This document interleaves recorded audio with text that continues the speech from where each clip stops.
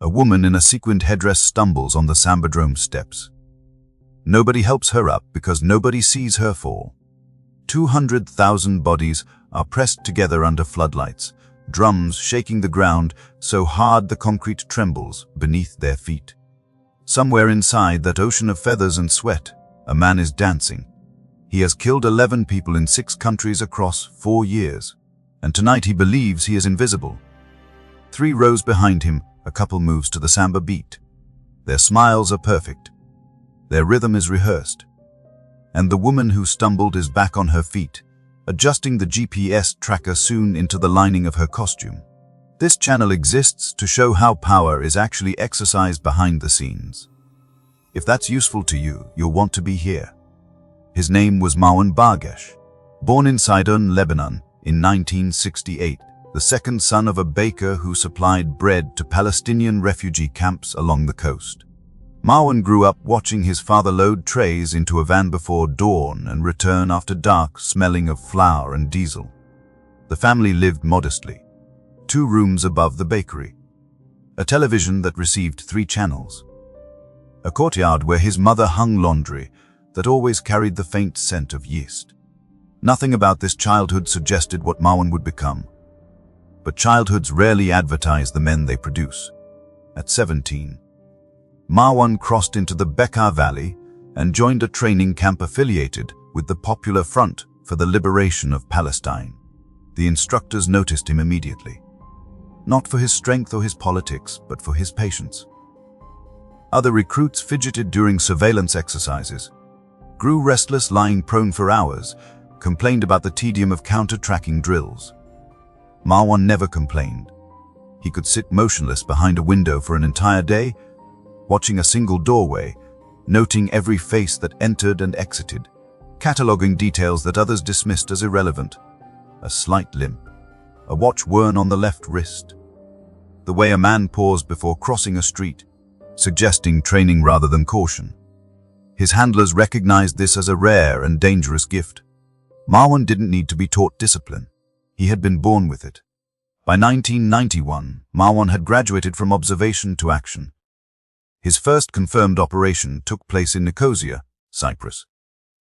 A retired Israeli intelligence officer named Dov Shaloni was shot through the window of his apartment while eating dinner. The bullet entered behind his left ear, 1 round. Nope, the shooter was never identified. Separate police found a single shell casing and a cigarette butt on a rooftop 200 meters away. The DNA matched no database. The fingerprints belonged to no one. Mossad added the case to a growing file labeled with a codename that would haunt their analysts for years. Phantom. 4 years of killing before anyone saw his face. What made Marwan exceptional wasn't his accuracy, though that was considerable. It was his methodology. He never used the same approach twice. He never stayed in a country longer than 72 hours. He never communicated electronically. Instructions reached him through drops in public libraries. Coded messages left inside specific books on specific shelves in cities where he maintained no visible presence. He operated like a ghost from an older era, immune to the digital surveillance that was rapidly transforming intelligence work.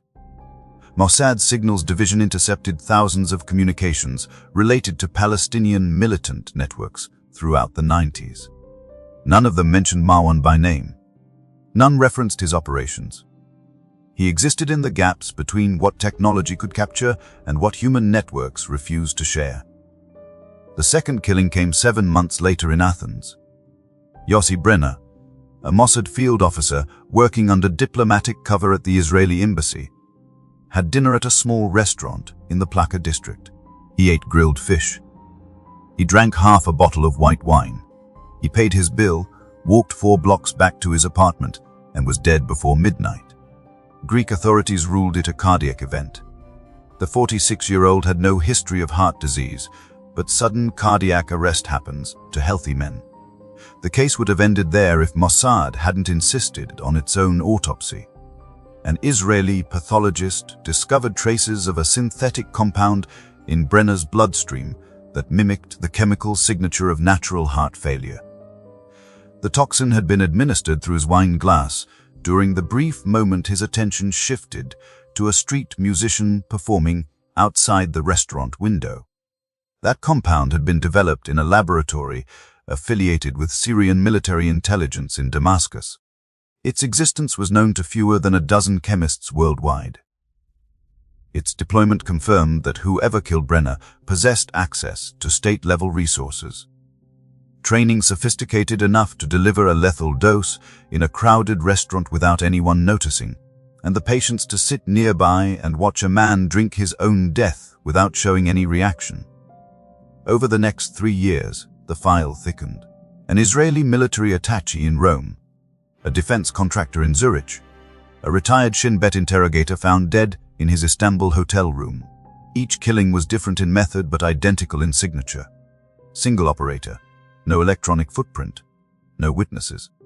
No forensic evidence beyond what the killer chose to leave, which was nothing. Mossad's counterintelligence division assembled a task force of 9 analysts dedicated exclusively to identifying Phantom. They cross-referenced travel patterns, immigration records, hotel registrations, and airline manifests across 30 countries. They ran facial recognition software against every surveillance camera feed in every city where a killing had occurred. They recruited informants inside Palestinian militant factions and paid substantial sums for any information about the assassin's identity. For 2 years, the task force produced nothing. The ghost remained a ghost. The breakthrough came not from technology or espionage, but from a baker in Sidon. In March of 1997, a Mossad asset named Rafiq Mansour was visiting relatives in southern Lebanon when he stopped at a bakery to buy bread. The old man behind the counter mentioned his son, how proud he was that Marwan had become important, how he traveled the world now, how he always sent money home but never visited. Mansour filed the conversation in his weekly intelligence report. It sat unread for 6 weeks until an analyst named Tamar Levy, working the overnight shift at headquarters, noticed the name Marwan cross-referenced with the Sidon district, a geographic area already flagged in the Phantom file. She pulled immigration records from Lebanese government databases. She pulled school enrollment data. She pulled military training camp roster obtained through a Jordanian intelligence liaison. And she found him, Marwan Bargash, born 1968. Sidon, baker's son, trained in the Bekaa Valley. No photograph on file. No known address beyond the family bakery. But for the first time in 4 years, the ghost had a name. Tamar's discovery triggered an operation that would stretch across 3 continents and require the coordination of over 40 intelligence personnel. Mossad's director at the time, Danny Yatam, authorized what was designated Operation Maracatu. The name was chosen deliberately.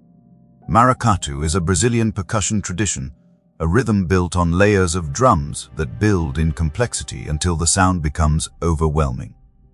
The operation would mirror that structure, layer upon layer of surveillance, each one tightening the circle until Marwan had nowhere left to move. The first layer was passive. Mossad positioned assets near the bakery in Sudan and began monitoring the father's communications. Letters arrived from Marwan every few months, always posted from different countries, always containing cash and never a return address. But the postmarks told a story: Buenos Aires, São Paulo, Montevideo. Marwan had moved his base of operations to South America, a continent where Middle Eastern diaspora communities provided natural cover and where intelligence services were far less focused on Palestinian networks than their European counterparts. The second layer was human. Mossad dispatched a team of 4 operatives to Brazil under business covers. Eli Navin posed as an Israeli diamond trader, a common enough presence in São Paulo's gem district to avoid suspicion.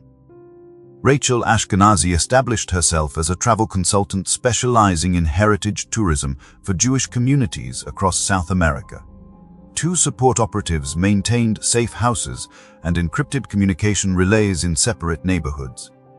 Their mission was to locate Marwan within Brazil's vast geography without alerting him to their presence. Brazil is larger than the continent United States. São Paulo alone held 12 million residents. Finding one man who didn't want to be found was like listening for a single voice inside a stadium. For 8 months, they found nothing. He left no digital traces, no bank accounts, rented apartments under names that led nowhere, purchased food from open-air markets where transactions were cash and faces were forgotten by closing time. The team began to doubt their intelligence. Perhaps the postmarks were misdirection. The break came from vanity. In November of 1997, Elie Nevin attended a community gathering at a Lebanese cultural center in São Paulo's Bela Vista neighborhood. The walls displayed photographs celebrating the center's recent renovation. Among them, partially obscured and caught in the background of a group shot, a face. It matched the age range, the build, and the geographic origin listed in Marwan's file. More critically, a thin scar was visible above the left eyebrow, a detail mentioned in Bekaa Valley training records obtained years earlier. Nevin photographed the display with a concealed camera and transmitted the image to Tel Aviv overnight. Facial reconstruction analysts worked the partial image for 3 weeks. The probability assessment returned at 74%. Not certainty, but enough to shift the operation from search to active surveillance. Mossad traced the cultural center's membership records through a recruited source inside the organization. The name on file was Khalil Hamoudi, a Lebanese national working as a private Arabic tutor. His listed address was an apartment in the Libadade district. When operatives established discrete observation positions, they found the apartment occupied, but the tenant extraordinarily cautious. Curtains permanently drawn. Arrivals and departures at irregular hours. No visitors. No discernible routine. No phone line. Every precaution was perfect. Every precaution was 6 months too late. The photograph at the cultural center had already given him away. His discipline was protecting a man who had already been found. This is the level of detail most public accounts never reach. That's the layer this channel focuses on. Confirmation required proximity, and Khalil Hamoudi never allowed himself to be photographed. He avoided cameras, wore hats and scarves in São Paulo's tropical heat, altered his walking route daily, and reversed direction without warning to check for surveillance.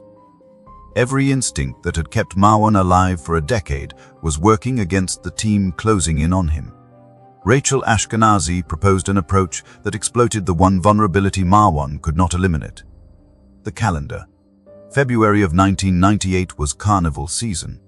Rio de Janeiro's celebration would draw over 2 million visitors into streets where anonymity was guaranteed by sheer volume. Intelligence from the cultural center source suggested that Marwan attended Carnival annually. It was the one indulgence he permitted himself. 1 week where the man who lived inside silence could lose himself in noise, in color, in the sensory chaos of a city that temporarily abandoned every rule. The plan was elegant in its simplicity. Mossad would embed operatives inside the carnival itself, not watching from rooftops or parked surveillance vehicles, but dancing in the blocos, selling caipirinhas from coolers, working as unofficial event volunteers along the Sambadrome route. Rachel recruited 3 additional operatives from Caesarea, the same elite unit responsible for Mossad's most sensitive operations abroad. They arrived in Rio separately over 2 weeks, establishing covers as backpackers, tourists, and expatriates drawn to the festival. Each carried concealed imaging equipment integrated into costume accessories, jeweled brooches that housed pinhole lenses, headdress ornaments that functioned as short-range transmitters. They would photograph every face in their assigned sector and stream the images to a mobile analysis unit operating from a rented apartment in the Lapa district. 4 blocks from the parade route, Carnival began. The streets of Rio erupted into controlled chaos. Sound, color, movement so dense it became a single overwhelming sensation. The operatives moved through the crowds with practiced calm, maintaining their positions while hundreds of thousands of bodies surged around them. They knew the parade routes, the compression points where crowds narrowed and faces became visible under the floodlights, the moments between floats when the density thinned enough for clear photographs. On the 3rd night, Rachel was positioned near the entrance to Sector 7 of the Sambadrome when her camera captured a face that stopped the analysis team cold. The image was partial, caught between two passing samba dancers, but the jawline was unmistakable. The spacing of the eyes matched, and the scar above the left eyebrow, now visible under direct floodlight, aligned precisely with the Baker Valley records. The probability assessment in Lapid jumped to 91%. Within minutes, the apartment became an operations center. Analysts relayed coordinates. Operatives adjusted positions. A second camera captured a clearer image as Marwan paused to buy a beer from a street vendor. 94%. They had found the phantom inside a crowd of 200,000 people, dancing 3 meters from a woman whose headdress contained a transmitter broadcasting his position to a safe house he would never know existed. But identification was not the objective. Elimination was, and killing a man inside the carnival, surrounded by witnesses and Brazilian military police deployed for crowd control, was operationally impossible without catastrophic exposure. The team needed to follow him out of the noise and back into the silence.